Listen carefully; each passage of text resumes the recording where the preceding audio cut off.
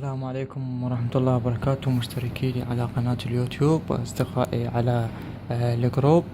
اليوم عندي شرح انه مشكلة تأخر الصوت في ميكس كرافت 6 أو 7 أو أي ميكس كرافت، وخاصة للأشخاص اللي ما عندهم كارت صوت، يعني ما متعرف كارت صوت على الحاسوب مالتهم، يصير اكو تأخر في الصوت عندهم. نشوف مثلا نجرب.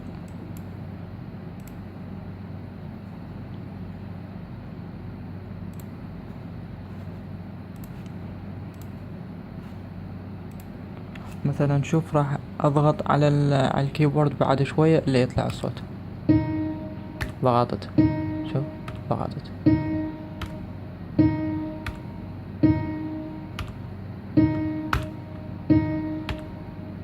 اكو تأخر كلش قاتل وكبير بالصوت. شلون نعالج هذا التأخر؟ نروح لهنا، هاي الدويرة هذه،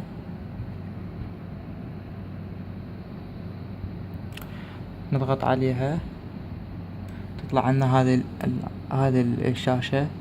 هنا اذا ما كنت عندك كارت صوت، هسه انا عندي كارت صوت هنا، بس اذا ما كنت عندك كارت صوت تجي هنا تلقاه. اوكي، تلقى هذا الرقم، شو تسوي؟ تنزله، تسويه 2. اوكي، تنطي اوكي. نجي نشوف مثلا،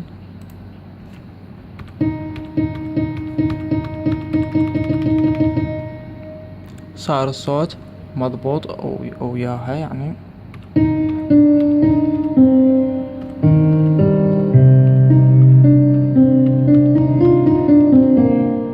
الصوت مضبوط ويا النقر او حتى بالتسجيل ما راح يتأخر عندك صوت. شكرا جزيلا لكم، انتظروني بدرس ثاني.